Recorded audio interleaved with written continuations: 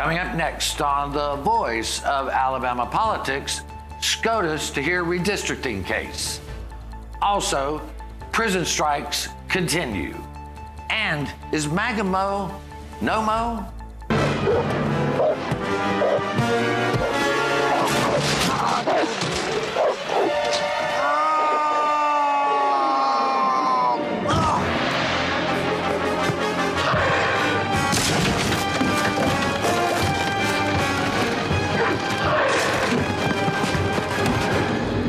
Wow, I think MAGA Mo no mo is trying to get some butt. All this and much, much more coming up next on The V.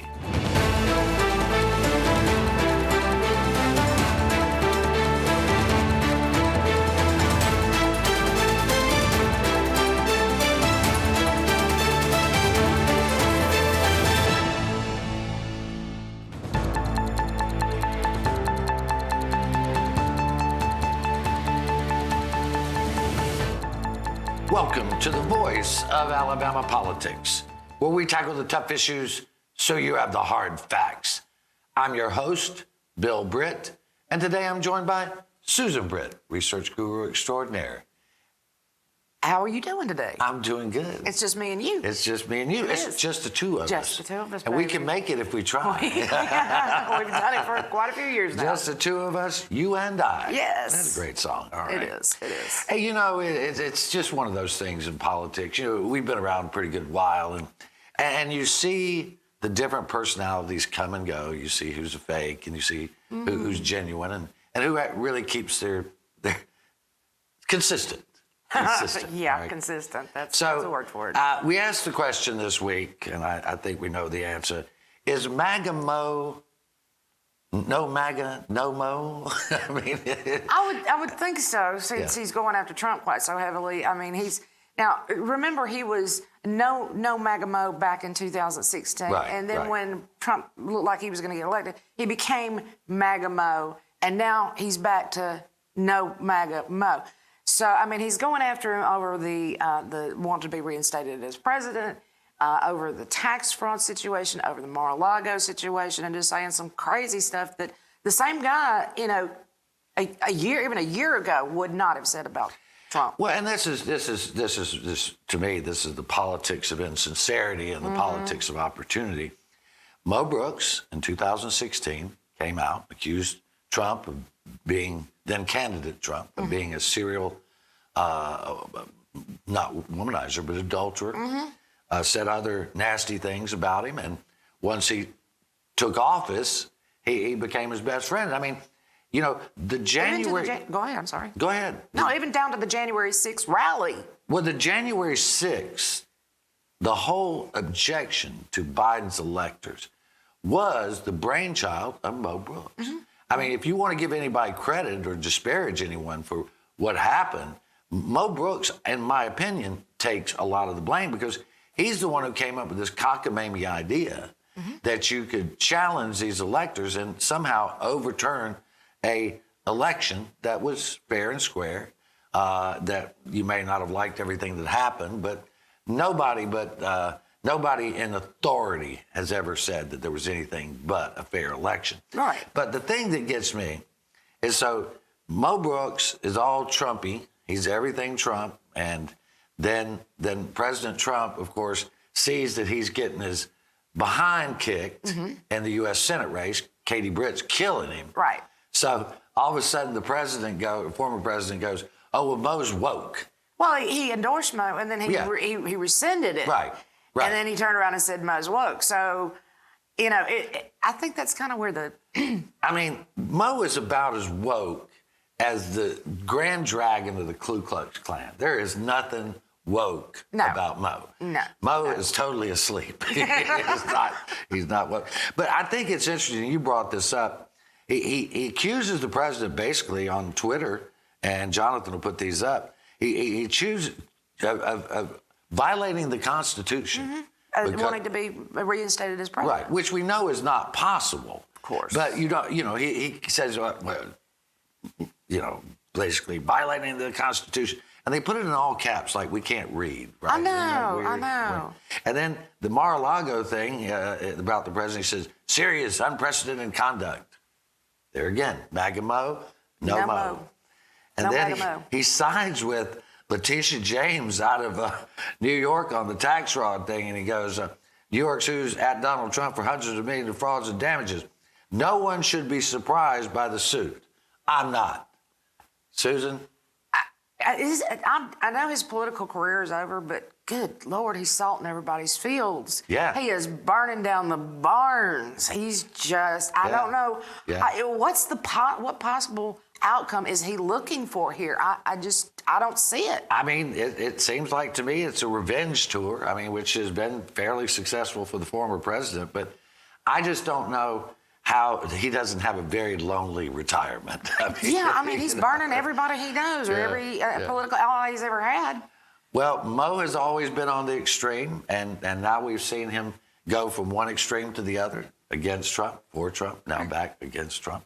Never mind, he never got anything done while he was in Congress. No, but no, all those years. All those years, and he got a post office named. Yeah, he did. But meanwhile, that is his legacy. Oh, wow. Again, I think if he'd stood by his grounds, but who knows? Mo did what Mo is going to do. Mo's gone. Mo's gone. Mo's gone. So you and I both had some serious conversations recently with Republican lawmakers and leaders who are talking about the fact that they're just tired of the extremes on both ends of the spectrum. Both parties now seem to be beholden to the extremes. Let's don't work with Biden. Let's don't work with Obama. Let's don't work with Trump. I mean, the Democrats didn't want to work with Trump. The Republicans didn't want to work with Obama. Now we've got it back to Biden. Here in Alabama, we shouldn't do that here. We really should. No, because there's more common ground between the Republican Party and the Democratic Party in Alabama than anybody's willing to admit. That's the problem. And what these extremes are doing are they're splitting the parties, and they're also I'm sorry to break it to y'all, but the way a democracy works or a republic works is working together to better. It's not making sure somebody else gets crushed in the process. I mean, we're supposed to work at some, you've got your different extremes and you've got your different views, but at some point that has to come together into some sort of compromise to better the citizens of the state. Well, and you and I are old enough, you're a lot older than me. I am, by a century or two.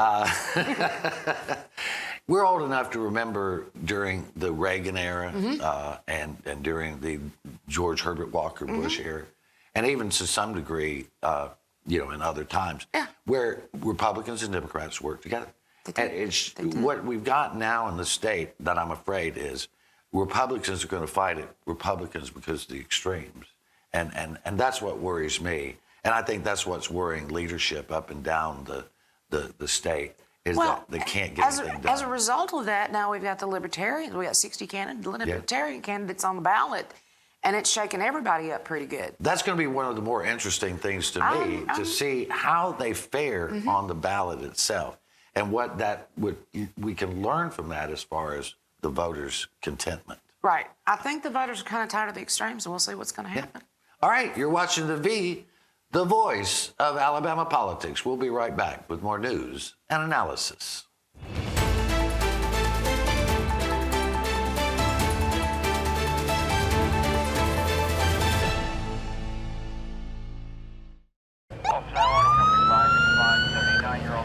Speed is one of the biggest factors in a fatal car crash. Your car stops, but your body does not stop at the same time. Your body keeps going. And that could be running into your seatbelt, that could be hitting the airbag, something has to stop it, and unfortunately it's something very hard. There have been times that we've come upon accidents where if people weren't speeding, they'd probably still be alive today. It's truly dangerous and it puts everybody at risk. There's just no point to it. This kind of stuff has got to stop. I'm Donald Trump and I love Alabama. As many of you know, there are few issues facing our nation as important as election integrity and election fraud. This is why the people of the great state of Alabama must work together to make it easier to vote and harder to cheat. So get out, register to vote. and get a photo ID so you can make your voice heard and decide the future of our great country. Thank you.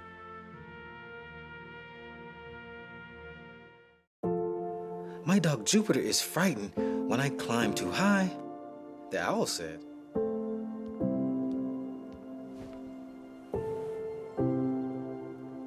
Check for monsters, Daddy. I did, honey. There are no monsters. You're perfectly safe.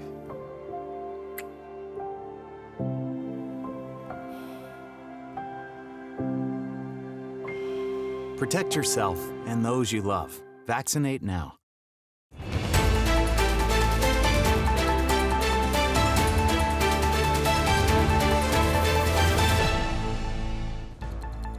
Welcome back to the V, the voice of Alabama politics. Susan, I don't know of any two journalists in Alabama who've toured more prisons than you and I. Right. You know, we've been to the best and the worst. Yes, we have. We've been to male, female. We've toured them. And we didn't just go there and spend, 15, 20 minutes. We spent hours there. Yeah. And even I told Commissioner Dunn at the time, I was like, I want to see the warts of Tutwiler. Yeah. I want to see under the prison. So Right, we went down right. under it and looked all. We've been all over those prisons. It's not just a glory tour through them. No. Again, we questioned the prison's shape and questioned the money being spent or wanting to be spent on prisons. And we came around to finally believing that the Ivey administration was responsible enough to be able to handle building new prisons. We did not feel that way about the Bentley administration. We toured them during the Bentley administration, and I could see how the money would actually be misspent during that. And when you could see that it needed to go to these certain areas that we observed, and wasn't willing to cut him a blank check. But with Ivy, I trusted her judgment on it. Well, and it's a long time coming, and we have to give Governor Ivey credit for actually having the willingness to get it done. Now, I know it's controversial. It is. And there's a lot of our friends who don't like it. But again, there are things that have to be done whether we like them or not. Right. And you're talking about electrical systems that are installed in the 1940s. yeah, I mean, just okay, really? duct tape and electrical tape and stuff. He's not joking, folks. But anyway, so John Henry Glenn, that works for APR over there, and he reported 2 weeks ago that the incarcerated folks around the state were going on strike in prisons. They did go on strike, as he reported, and this was the past Monday. They are still on strike. But Susan, I'm not certain this is going to make any difference, because what is coming out of ADOC and what we're hearing is that they're basically ignoring them and basically trying to starve them out, the way it looks to me. Yeah, they're from what we're understanding, although they've cut off all communications from within the prisons, because John Henry Glenn talks to a lot of these incarcerated folks. They've cut off all those communications, which is a violation. They've, what we're understanding, have rationed the food, which, believe me, the food that they were eating when we were there on a good day was horrid. Yeah. It looks like they've limited medications. Now, I understand a lot of these people are in prison because they have mental health issues, so that couldn't be a problem, right? Right. But it's basically they're just treating them like savages. Well, I mean, one of the problems here is that the prison maintenance, the prison food, all kinds of things at the prisons are dispensing of medications. It's done by inmates. Yes, it and is. if they're on strike, I mean, John sent me a text the other day from a guy that said the police are, handing out the food, and that they're only getting 2 meals a day. You and I saw pictures of those meals. We did. We did. There's no way somebody could sustain life on those. There was something that looked like applesauce. Yeah, kind of like something applesauce. that looks like a brown something. I couldn't tell what it was. And then a piece of bread and a carton of milk, little carton of milk. Little carton of milk, yeah. But, you feed more food to a child in elementary school than was on those trays. You wouldn't be allowed to feed that. No, I know, but I'm just saying even the quantity of food, much less there was no nutritional value in anything on that plate. I mean, our dog would go on strike. Absolutely go on strike. But and this started with the families of these incarcerated individuals going to ADOC and saying, look, we've got some problems here we need to address. And one of the problems is, and you know what happened? You're going to have to take away because I lost my notes here. Well, the friends and family started to get together. I mean, we've all seen the latest where a sister of one of the prisoners who'd been out into a hospital, when he came back, he got no care, so he's basically completely emaciated. But they got together and they decided to try to help those of their family members in the correction system by, staging a march on Monroe Street, a rally this week on Monday when the strike started as well, and actually presenting some demands to ADOC. Although ADOC was so interested in this that they didn't bother to send a representative down to actually meet them and take the demands. They just had to lay them on a desk and walk away. Totally peaceful protest, by the way. No problems there. Well, and the thing is, the list of demands, some of them are not possible. I mean, all of them have to be done through legislation. Right. But they're trying to get people's attention. Yes, they are incarcerated. They have done things that are wrong. But it doesn't mean they're not human. Exactly. When you enter prison, you lose your freedoms. You do not lose your humanity. We want to make them lose their humanity sometimes, but we can't, because that's not how our system works. And some of the things they've got absolutely, you're not going to get life sentences revoked. But with the pardons and paroles doing what they're doing right now with their prisoners that meet the criteria that should be released, and they're not releasing them, that's some of the bigger, one of the big ones in here. And I think there's got to be some discussions among the legislature about how we address that problem. I think one of the big ones here is create a statewide conviction integrity unit. I agree. Now, that would be sprawling and difficult, but we need to have what we've always talked about is truth in sentencing. And we also need to know that people are sentenced fairly. But we go back to all our judge friends that we know who tell us we want discretion in sentencing. And there should be. And there should be, because not every individual is the same, and not every individual. We discussed that last week on this show. There are different types of people. There are different types of criminal activity, and you can't just lock everybody up and throw away the key. One, we don't have the room. Two, it doesn't make any sense. Three, you're probably increasing people that are coming out that are going to know more about criminal activity than when they went in. Yeah. Well, and I think that the other thing they really do, legislators should look at, is this reduction of the 30-year minimum for juvenile offenders to no more than 15 years. I would agree. I would agree. I fortunately didn't commit any crimes that I was guilty of when I was a youth, but there are people that make bad decisions and their life doesn't need to be altered forever. And in some situations, they got wrapped up in a situation that was out of their control, too, which is another discretionary thing that should be in there. All right, we're going to have to leave it right there. You're watching the voice of Alabama politics. We will sing and dance in the next segment. Just kidding.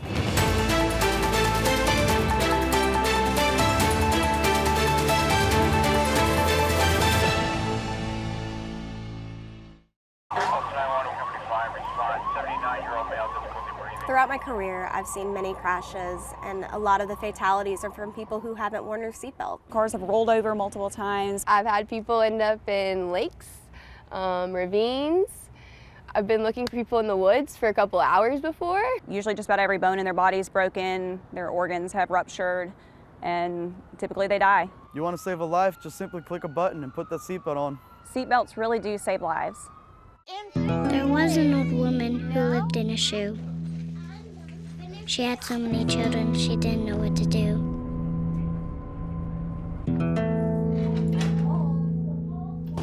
She gave them some broth without any bread and kissed them all soundly. Lights out. And put them to bed. Hunger is a story we can end.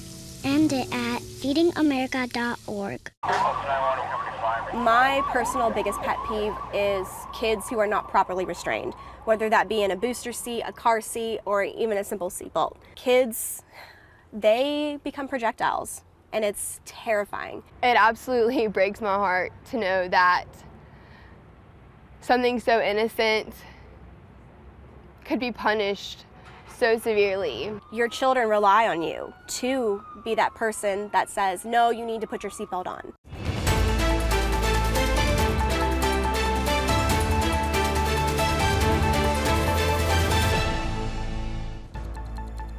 Welcome back to the V, the voice of Alabama politics. Da, da, da, da, da, da, da. Okay. We promised. It's things we do at home, right? Okay. That's one of the best things in the world is I married you, so there you go. And me too. Yeah. Hey, this is a big, big, big deal. This coming week, the Supreme Court of the United States will hear Milligan versus Merrill, which is a case that is asking the Supreme Court to consider whether Alabama must create a second minority district. Right now we have one. These are our House districts. Right now we have one, and that minority district is occupied by Representative Terry Sewell. So there is the challenge.